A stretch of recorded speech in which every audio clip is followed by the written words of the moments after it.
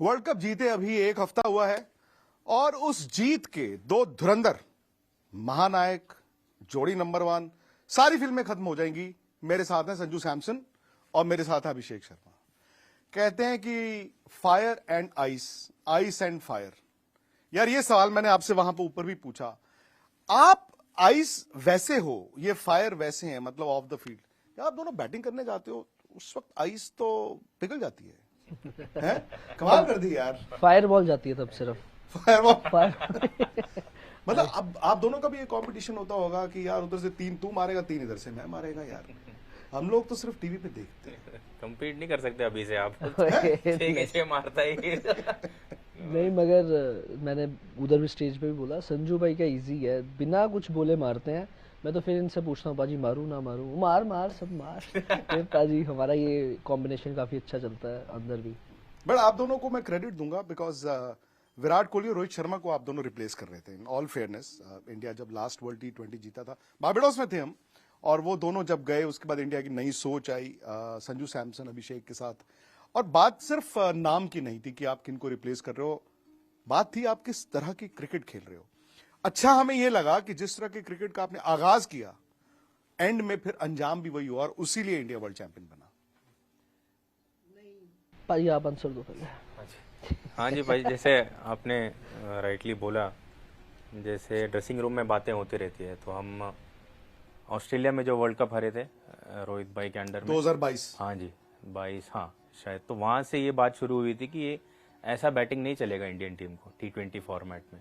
तो वहाँ पे ड्रेसिंग रूम में बात शुरू हुई कि वी हैव टू एक्सप्रेस मोर, हमको चेंज होना है, हमको थोड़ा अटैकिंग कैरेक्टर्स चाहिए, अटैकिंग बैट्समैन चाहिए टीम में। और वो ड्रेसिंग रूम में बातें ऐसी होती थी कि यार ऐसा बैटिंग करो कि पूरा दुनिया मुड़ के देखेगा कि इंडिया कब खेलने वाला अगला। तो ऐसे बातें होती थी ड्रेसिंग रूम में। तो वो हम लोगों को पसंद थी कि हाँ यार ये बात तो सही है, कुछ अलग करेंगे। सो वहाँ से हमारा ये बैटिंग शुरू हुआ कि यार पावर प्ले में शुरू कर दो ना, कि पावर प्ले में 3-4 ओवर के बाद शुरू करना, ऐसा किसने बोला है। वर्ल्ड कप बहुत बड़ी चीज थी और इंडिया में था। और इंडिया में क्या हुआ ना, मतलब of course India defending champions, वो तो आप तो थे ही संजू उस 24 वाले में। बट इंडिया में एक डर ये था कि 23 का जो 50 ओवर का वर्ल्ड कप था, इंडिया हार गया था। इतनी अच्छी क्रिकेट खेला, इंडिया हार गया। क्या किसी स्टेज पर आप दोनों से मैं जानना चाहता हूं, टीम को ये लग रहा था कि यार वो वहां जाके हाथ लगा के वापस आने वाली बात ना हो? क्या डर था किसी स्टेज पे, क्योंकि घर की जो उम्मीदें हैं, जो एक्सपेक्टेशंस हैं? डेफिनेटली भैया, जब आप इतना बड़ा टूर्नामेंट खेलते हो, और वो वेस्ट इंडीज में जब खेल रहे थे, तो ऑनेस्टली वर्ल्ड कप जीते हमें तभी लगा जब इंडिया में आने के बाद। तो वो बहुत बड़ा फर्क हो जाता है। अब इंडिया में जब हम वर्ल्ड कप खेल रहे थे, हर एक बैट्समैन एक फेलियर होता है और अलग टूर्नामेंट में फेलियर होता है, तो उसका इफेक्ट अलग माहौल बन रहा था। तो डेफिनेटली फियर फैक्टर तो होता ही है। डेफिनेटली हम सोचते हैं, डाउट करते हैं। ऑनेस्टली अगर हम एडमिट करें, फियर होता है, डाउट होता है, डिसअपॉइंटमेंट होता है, मगर उससे अगला स्टेप आपका क्या पॉजिटिव है कि नहीं, उसके ऊपर आ जाती है बात। फियर तो रहता ही है, मगर आप एक्शन आप एग्रेसिव ले रहे हो कि नहीं, उसके ऊपर बात आ जाती है। तो मैं तो ऑनेस्टली, लाला ने जैसे बोला, मैं तो टूर्नामेंट के 2 हफ्ते पहले मेरा फोन ऑफ हो गया था भाजी। तो मेरे को पता है इंडिया में टूर्नामेंट हो रहा है, संजू फोन ऑन रख के बंदा शांत नहीं रह सकता। तो डेफिनेटली मेरा completely I had a plan कि मेरा सोशल मीडिया मेरे दोस्त मैनेज कर रहे थे, मेरा फोन कंप्लीटली ऑफ था। एक नंबर लिया हुआ था, वाइफ को दिया था बस।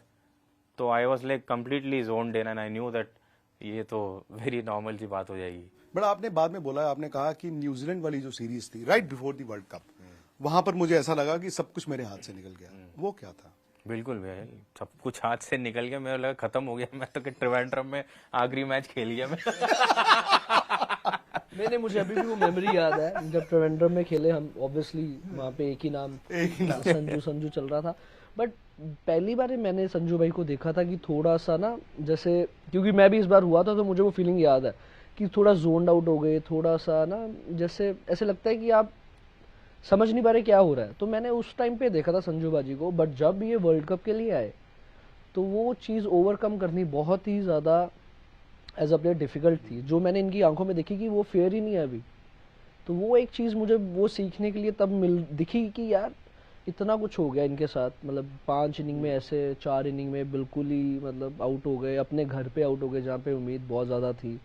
तो फिर पाजी उस जोन आउट होने के बाद कुछ दिन बाद ही वर्ल्ड कप है, और वहाँ पे ऐसे आना जैसे कुछ नहीं हुआ यार, नई जर्नी है। तो मुझे वो चीज़ वहाँ पे, मैंने किसी से बात नहीं की, बट मेरे दिमाग में वो थी कि ये यहाँ से कैसे निकले। और एक दिन सडनली पाजी मेरे पीछे बैठते हैं बस में, तो इन्होंने मुझे भी देखा होगा वो जोन आउट होते हुए, तो इन्होंने मुझे बोला कि भाई, मैं हेडफोन्स लगा के बैठा था मैच के बाद, इन्होंने मुझे बोला कि जितना अभी तू क्रिकेट के बारे में नहीं सोचेगा, जितना तू अभी आपको अपने आप को अलग रखेगा और नॉर्मल चीज़ें करेगा, उतना ही तेरी क्रिकेट में तेरा दिन आएगा, तू खुश रहेगा। क्योंकि at the end of the day अगर आप खुश ही नहीं हो तो फिर इन सब चीज़ों का कोई फ़ायदा नहीं है।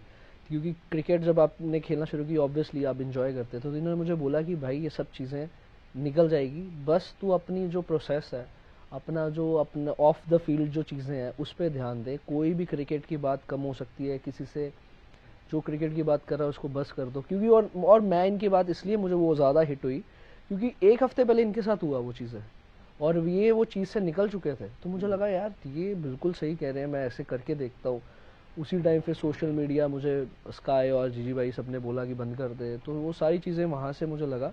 बट जैसे ये निकले थे वहाँ से तो थोड़ा तो करेजमेंट आई थी मेरे में कि हाँ यार पारी तो इससे बट भी। यार ये देखो, ये बड़ी रेयर चीज है कि आप दोनों, आपका बुरा वक्त आया फॉलोड बाय अचानक से अभिषेक का, बट जिस दिन मैटर करता है, जिस दिन मतलब है ना, जिस दिन तलवार निकालनी है, आप दोनों ने तलवार निकाल ली। मैं उस फाइनल के बारे में जानना चाहता हूं, एक दूसरे के साथ, एक दूसरे ने जो एक शॉट आपने मारा, एक अभिषेक ने मारा, सो वो जो आप बात कर रहे थे एक दूसरे की खुशी, वो मैं मूवमेंट जानना चाहता हूं आप दोनों से, आपकी पार्टनरशिप के बारे में। हाँ जी, मैं तो लेटली फॉर्म में आ गया था मेरे हिसाब से।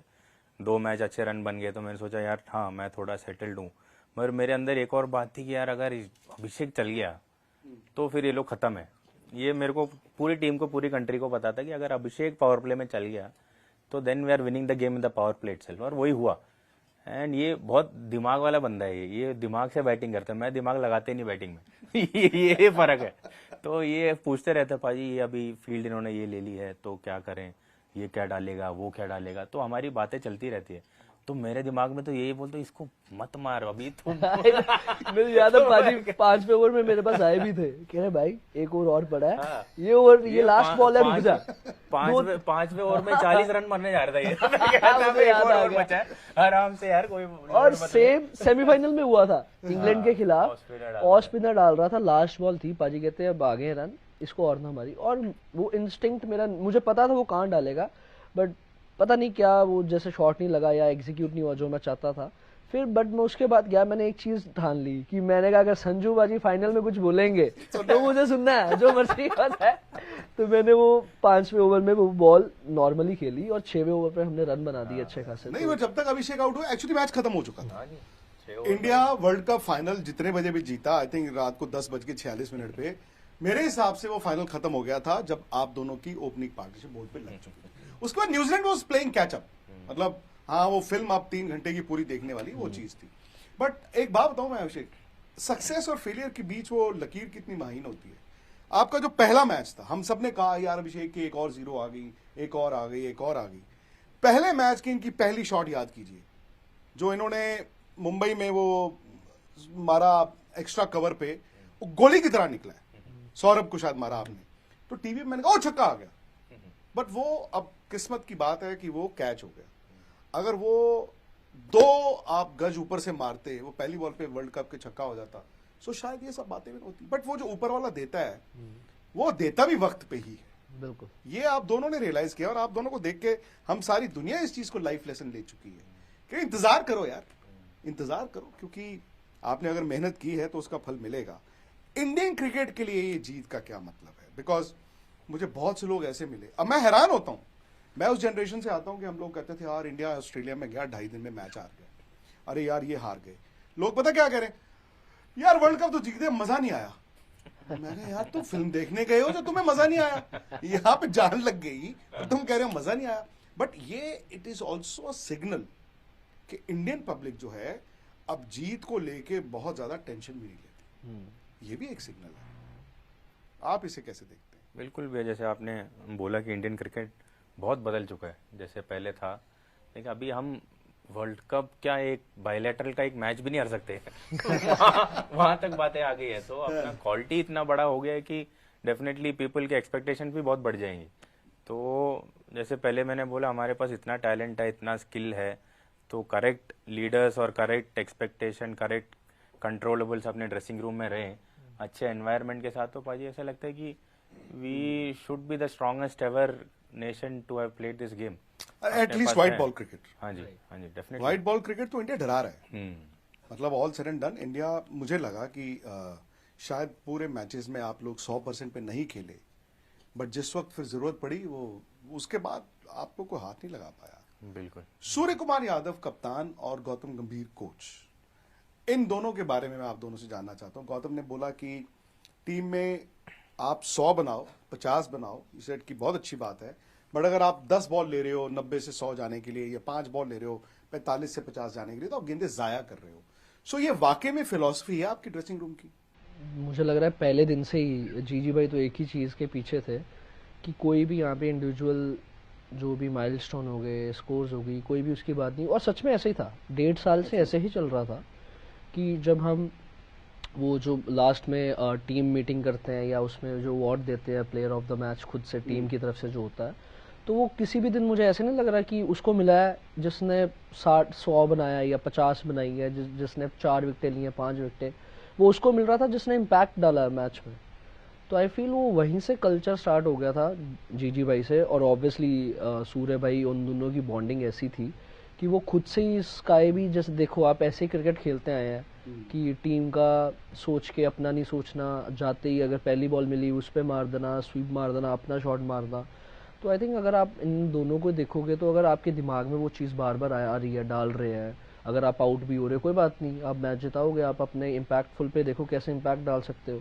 तो वो चीज़ें ये सच में थी। मुझे ऐसा लग रहा है ये टीवी पे कभी कभी होता है कि ज़्यादा दिखा रहे हैं, कि जीजी भाई को दिखा रहे हैं कि वो जान के ऐसे बोल रहे हैं या किसी को जान के बोल रहे हैं, बट वो मैं जितने भी मेरे फ्रेंड्स हैं उनको पता है, जितने भी मेरे फैमिली मेम्बर्स हैं, जो कोचेस भी मैं जिनको मिलते हैं, तो वो जेन्युइनली ऐसे ही हैं।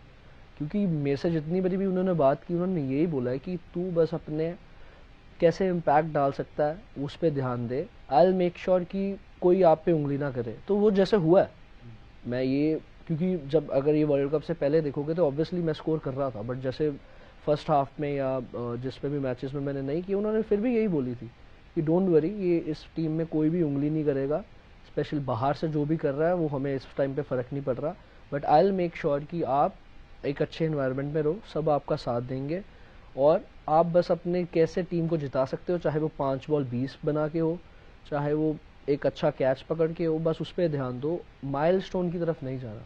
और स्काई भी सेम, जब भी मेरे पास आते थे तो भाई तू एक और 0 बना दे, तू ही खेलेगा। उनको भाई ये नहीं है बोलना एक और 0 बना दे। नहीं आई मीन हाँ, जैसे वो बोलते हैं 5 कर दे 10 कर दे, होनी तो नहीं चाहिए। हाँ, तो बट वो एक एज अ प्लेयर आपको कॉन्फिडेंस मिलता है जब आप अच्छा नहीं कर रहे, कि कैप्टन आपको आके बोल रहा है कि यार तू जो मर्जी कर, तू ही खेलेगा। तो बंदा फिर कहता है यार ठीक है, मैं टीम के लिए जो टीम का रिक्वायरमेंट है मैं वैसे ही खेलता हूँ, खुद के मैंने करके दिखे नहीं हो रहा, बट जो टीम का रिक्वायरमेंट है तो मैं वैसे ही खेलूंगा। सेम मुझे लग रहा है संजू भाई भी यही, उनको भी लग जब रहा आप वापस आए, जब आपको बीच में लेकर आया गया ऑब्वियसली, और उस वक्त अनफॉर्चुनेटली अभिषेक साथ ही बैठे हैं, वैसे अभिषेक क्योंकि ऑफ स्पिनर पे आउट हो रहे थे, आपको इसलिए लेकर आया गया, और ईशान रन बना रहे थे, ईशान 3 हो गए, आपको क्या कहा गया था उस वक्त?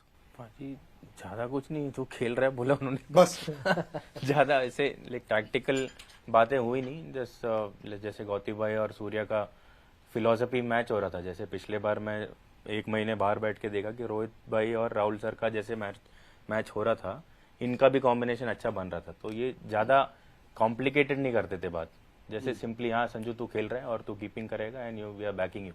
और जीजी भाई ने like has a different connect with me, तो वो बोल रहे थे कि 4-5 मैच बचे हैं, इसमें से 200 बना दे, I think you are going to be the next hero और something. So that's how motivate करने का एक तरीका उनका वैसा था। तो बस वेरी सिंप्लीफाइड रखा उन्होंने बात, और जैसे बोला कि बस खेल रहे हैं एंड गो एंड एंजॉय।